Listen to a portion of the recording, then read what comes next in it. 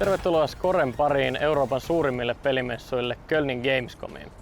Luvassa on paljon uusia pelejä, laitteita, mielenkiintoisia ihmisiä ja e-sporttia. Tästä alkaa Score Gamescomista.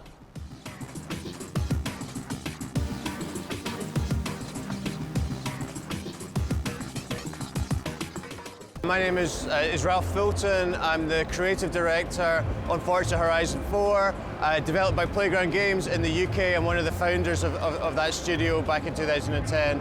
And we're here this week at Gamescom showing more of Forza Horizon 4. So I've been making car games, racing games for a long time now, 15 years or something like that. It's been fantastic. I have absolutely loved every one of the games that we've worked on. For me, the Horizon series is kind of my personal dream game. It combines a ton of things that I love. I love cars, I love music, I love festival culture. That was the idea of the Horizon games right back at the start. And obviously now we're on version 4, so it feels like it's a dream game for a lot of people as well. I think that's a great question. When we joined the Forza franchise, so this was back 2011 kind of time frame, those guys were, the Forza franchise was a single game franchise, and what a game. The guys at Turn 10 had been making Forza Motorsport for a good number of years. They were on an incredible run of form, and I think what they had the vision to do was see that there were more opportunities to speak to car fans, to game fans, than just what they were doing. That's how the conversation with us started. That's how Forza Horizon really started. And since then, I think the Forza franchise has flourished even more. It's doing better now than it ever has done before. I think 22 million or more players played Forza last year, which is an astonishing number of people. Right, so Forza Horizon 4 is coming this year. This year it is set in our home country, beautiful historic Britain. And because it's set in Britain, the signature feature is seasons. So seasons change everything in the game, just as they do in Britain at home and have done this year in Britain at home. And what that's going to mean for the player is the game is changing for everyone every single week from launch onwards. And that's the big features that we're talking about. So a lot of hard work went into creating the dynamic seasons. Basically, that was the secret to it. We had to go out, we had to capture skies, we had to capture reference photography, we had to capture audio, not once but 4 times in each of the different seasons over the last year to 18 months of development. We've had to do a lot of tools work, art pipeline work, rendering work, to make sure that we could draw a world the size of Forza Horizon 3's, not just once, but in 4 different ways. So really it involved the whole team coming together, the whole team just putting in a lot of really hard work and injecting their passion into this game, but the results are phenomenal. I think our fans are going to love it when it comes out. So Britain is an entirely new country for us. As I said, it's Playground Games' home country, and you'll be able to drive over 450 cars around this world, which is the same size as Forza Horizon 3's, but obviously shown in 4 completely different ways. So it's a bigger game, I think, than we've ever made before.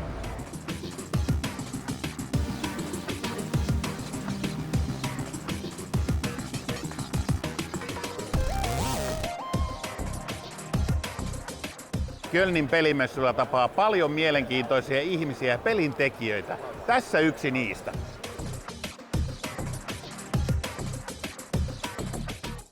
Mulle on hirveän tärkeää se, että mä saisin lukea edes pienen pätkän kässäriin, nähdä muutaman stillikuvan tai jonkun köpösen videon, mutta ennen kaikkea mun täytyy päästä keskustelemaan niiden ihmisten kanssa, jotka kehittelee hahmoa, kehittelee tarinaa, kehittelee ympäristöä. Ja musta on hienoa se, että mä luulen, että monesti jotkut mun kysymyksistä on aika silleen vähän vaivaannuttavia, kun mä haluan tietää jonkun fiktiivisen hahmon lapsuudesta, jota ei oikeasti koskaan ollut. Mä haluan tietää, että minkä takia se on niin ulkopuolella. Hyvä esimerkki oli Quantum Breakissä Jack. Siinä alkupuolella kaveri tulee taksilla vanhaan kotikaupunkiin ja se ei ollut mitenkään erityisen innoissaan siitä koko hommasta. Pikemminkin se oli vähän vaivautunut ja se taisi olla sille yhdentekevä. Mua kiinnostaa, että mitä on historiassa tapahtunut ennen sitä hetkeä, jotta se kaveri tuntee itsensä niin ulkopuoliseksi. Ja se on hieno paikka kiinnittää se ensimmäinen ankkuri. Ja sitten sen jälkeen mä haluaisin tietää, että mikä on se the exact outcome, mihin kaikki päätyy. Että mikä on se tunkio tai taivas, johon tämä kyseinen hahmo tulee päätymään. Et se on se toinen ankkuri ja kaikki muu tapahtuu sitten sillä välillä. Et jos sieltä löytyy jotain sivupolkuja, tonne sitten niinku henkilökohtaista tragediaa tai peräti jotain niin kuin pikkusta romanttisen tunnelman poikasta, niin ne on sitten mukavia sellaisia. Se on aina sellainen, että vektorista kasvaa yllättäen tietynlainen pinta-ala. Se on nastaa sijoittaa pieniä pätkiä musiikista siihen tavallaan temmellyskenttään, joka syntyy siitä, kun se rooli ikään kuin avautuu vektorista pinta-alaksi. Se on jotenkin semmoinen, väittäisin, että se on yksi niitä harvoja asioita, missä mä oon hyvä.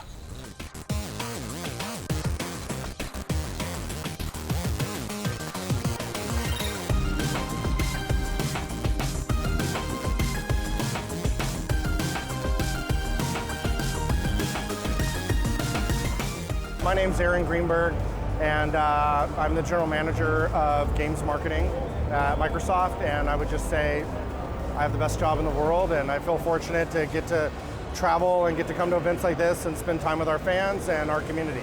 I remember 18 years ago when we launched the original Xbox, was part of the team back then, and really just trying to figure out what we wanted to do and how to do it.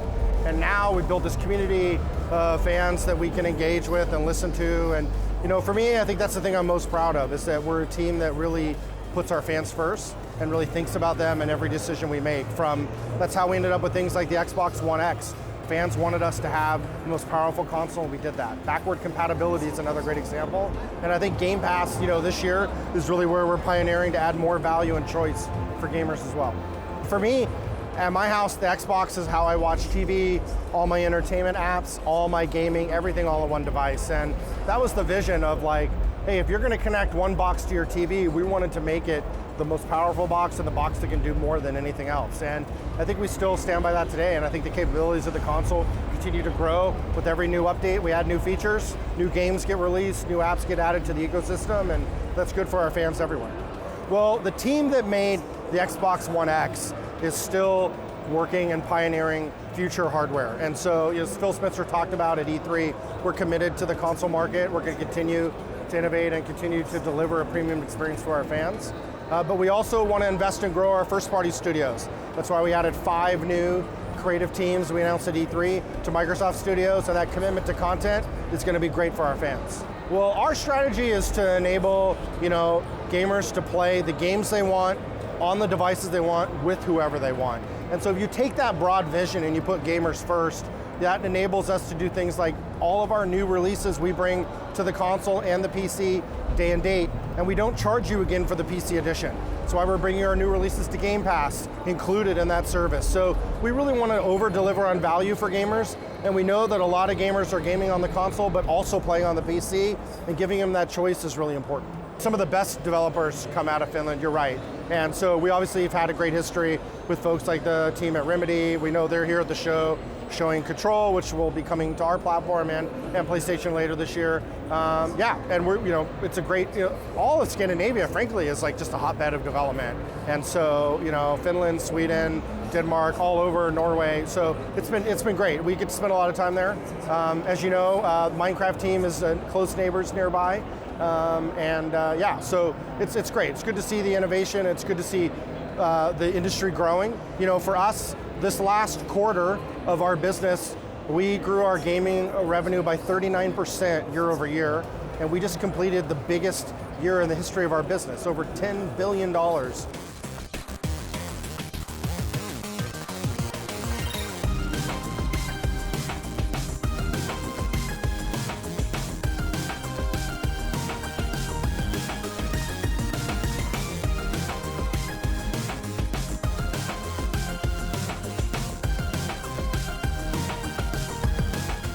Seuraavaksi tutustutaan mobiililaitteisiin ja niiden tarjontaan. Riippuu oikeastaan siitä, että mitä sillä puhelimella nyt esimerkiksi tekee. Että jos se pääasiallinen puhelimen käyttötarkoitus on se, että sillä soitetaan ja pidetään yhteyttä viestien muodossa, niin silloin tietysti myöskin se laite, mitä kuluttaja etsii, niin on vähän erilainen kuin sitten taas semmoinen tehokäyttäjä, joka pelaa ja kuvaa ja käyttää sitä niin kuin paljon raskaampaan käyttötarpeeseen kuin tämmöinen peruskäyttäjä. tablettia valitessa ja ylipäätään kun tableteista puhuu, niin kannattaa muistaa se, että tablettihan on vaan puhelin, jossa on iso näyttö. Et periaatteessa lähtökohdat on ihan samat siihen tabletin valintaan kuin puhelimenkin valintaan. Että tietysti kun tablettia ostetaan, niin monesti se tabletti on niin kuin perheen yhteiseen käyttöön tai ainakin useamman henkilön käyttöön. Et siinä missä puhelin on hyvin henkilökohtainen laite ja henkilökohtainen, niin kuin voisi sanoa, että apuväline, niin tabletti on sitten semmoinen, että sitä käyttää monesti perheen niin kuin pienimmät ja vanhemmat ja joskus se lähtee mukaan sitten sinne isovanhempienkin luokse. Et se sitten tietysti vähän vaikuttaa siihen, että mitä siltä tabletilta odotetaan. Nykypäivänä ne web-kamerat on nostamassa uudelleen päätään ja ei enää puhutakaan siitä, että jotkut haluaa pitää palaveria niin, että ne näkee toisensa tai soittaa videopuheluita. Nykyään web-kameroita menee striimaamiseen todella paljon ja vaatimus näille kameroille kasvaa koko ajan. Jos ajatellaan itsessään striimaamista, niin se on semmoinen nykyään semmoisen jokaisen nuoren harrastus. Se lähtee ensiksi matkapuhelimista, kännyköistä, siinä kuvataan itteensä sitten fiksusti näin. Ja kun siitä mennään seuraava steppi eteenpäin, niin se liitetään tietokoneeseen se kamera ja samaan aikaan näytetään mitä pelataan, selostetaan sitä peliä ja sitä kautta niin kuin myös se laatuvaade tulee aika kovaksi.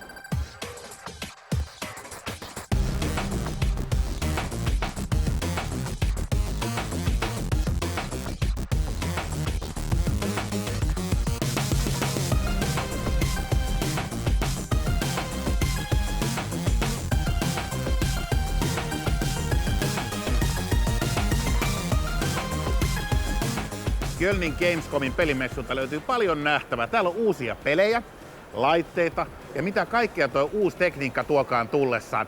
Mä oon itse nauttinut täällä todella paljon siitä elämästä, että sä näet mitä tapahtuu seuraavan vuoden aikana.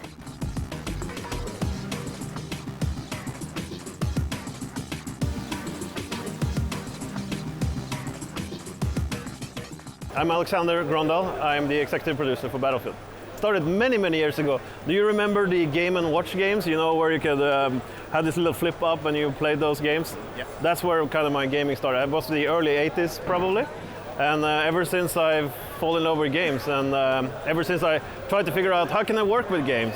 So when I finally did, I was super excited. And now that's 17 years ago since I started working with games, and here I am still working with games. Super happy. Same thing there. So first time I saw the Battlefield 1942 trailer. Now that is some time ago, arguably. But when I saw that and I saw the massive scale of it, I knew that was a kind of ground-changing moment for me, because I didn't believe that could all these be players, could all these vehicles, could they be driven by players and controlled by players? So I was super excited, and of course when I started playing it, I was sold. So a couple of years later, an opportunity came for me to move to Stockholm and work for Battlefield, which kind of was my dream. So it was a pretty easy move, and now it's been 12 years. So first of all, we are going back to the Second World War.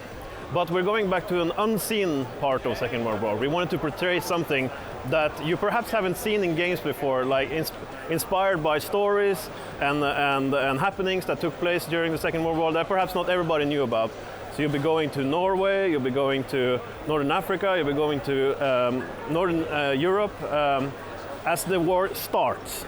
And that's kind of where we start the whole era. And as we launch the game, we also have a thing called Tides of War.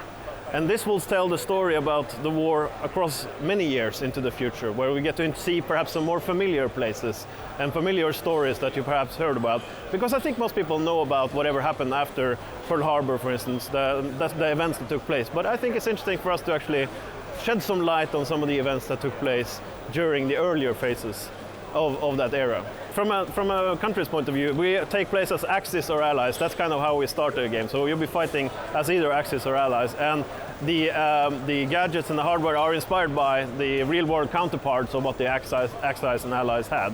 So you have the Tiger tank, and you have these Stukas and some of the more familiar ones, and then you have some more unfamiliar, like the Churchill crocodile tank, which is perhaps something you haven't seen in perhaps even movies ever. So we want to try to mix up some of the things you were expecting from a World War II based shooter with some new things that you haven't seen before. And I think that's kind of exciting because there's so much to draw from in that era, and I think there's so much to explore. And I think we're just, again, this is a vast ocean, and we're just brushing the surface with on some drops on the puddle. I mean, we have so much more to get there. Yesterday we showed off our new technology that NVIDIA and us have been working together inside the Battlefield 5, where we can take off-screen events and show them as reflections happening on your screen. So it's a technology that allows for us to create much more believable worlds and also more immersive worlds where things are happening far off also can affect how you feel and look. Very simplified, and it's kind of like what the movie industry has been doing for a while, this technology, and it's been like a holy grail to do this real time, and I'm super happy that we're finally getting to the point where technology and the processing power of our technology can actually make us do that, which is super exciting to me. So the map sizes are quite varied in size, everything from I think like a couple of 100 meters across to something that's almost a couple of kilometers across. It all depends. I think in this game we have some nice variety from quite big maps to some quite smaller maps. And what we have here today at Gamescom show floor is one of the smaller city-based maps we're playing. So what I will do, like I do with all new Battlefield games, is that I would start out, figuring out what the map is out there. What is the map I'm playing on? Find like a vantage point and have a look, and make yourself a plan on how you go there to get to the objective that you want to get to. The other thing is that this Battlefield game is all about playing together. So I would squad up with some friends and really help each other out in grabbing the objectives. I think that's something that we have focused on quite a lot, to create systems that will make you have more fun playing together and more rewarding at playing together. So that's what I would do.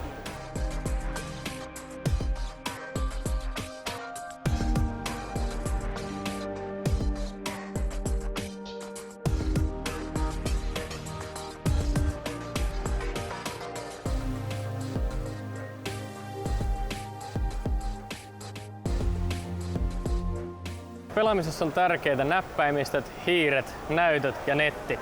Tässä vähän listaa, mitä pelaaja vaatii laitteeltaan. HyperX is the gaming division of Kingston Technology. So HyperX was founded to be a gaming company. It was founded to do overclockable RAM, to do SSDs and things in that regard.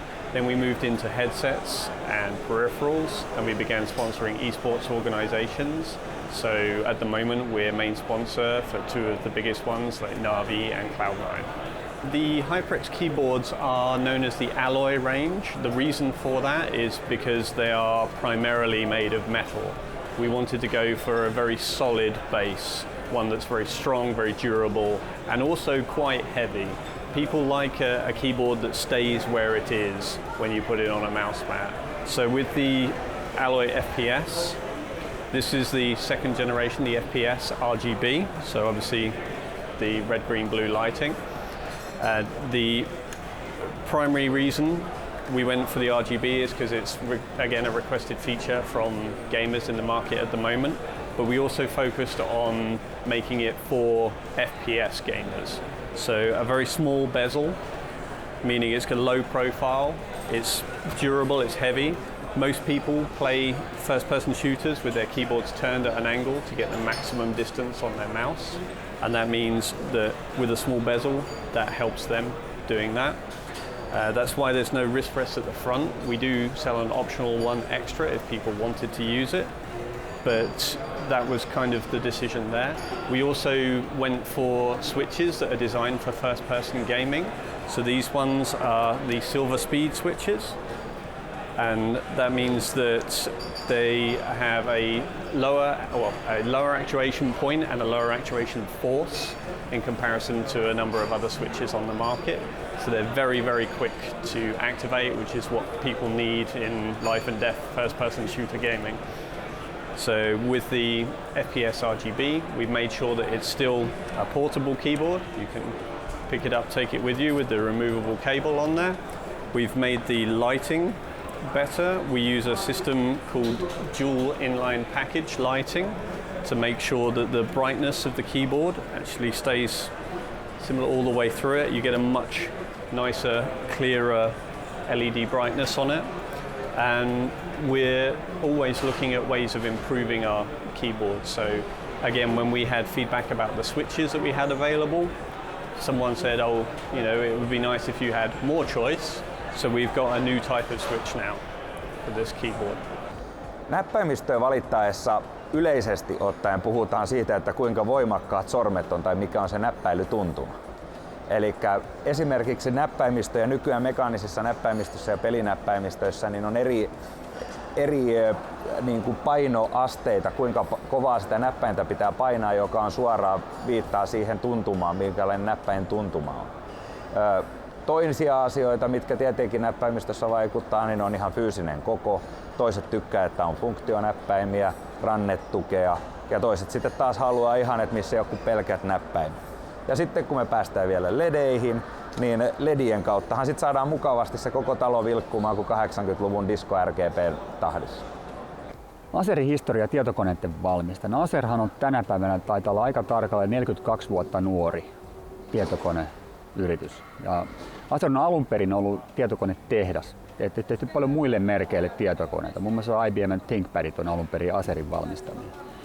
Ja vuosien varrella Acer sitten päätti alkaa tekemään omalla merkillä, Acer-merkillä tietokoneita alun perin yrityskäyttöön ja nykyisin hyvin paljon pääasiassa kuluttajakäyttöön, koulumaailmaan ja yrityskäyttöön. Ja Acerin tuotereppuhan tänä päivänä on tosi laaja. Me tunnetaan paljon tietokoneista, meillä on tabletteja, meillä on lisätarvikkeita, meillä on projektoreita ja monitoreita. Se on oikeastaan tosi pähkinänkuoressa Acerin historia. Predator tulee oikeastaan siitä, ja se on se meidän brändi, joka kertoo siitä, että kun me tehdään pelilaitteita pelaajille, niin silloin ei tehty mitään kompromisseja. Ja Predator on meidän puhdas pelimerkki. Ja kaikki koneen ja laitteiden ominaisuudet on tehty ihan täysin vain pelaajien tarpeita silmällä pitäen. Se on se oikeastaan Predatorin koko core-ajatus.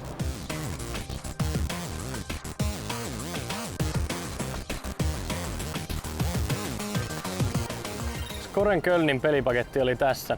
Muistakaa nauttia peleistä ja ei muuta kuin ensi kertaa.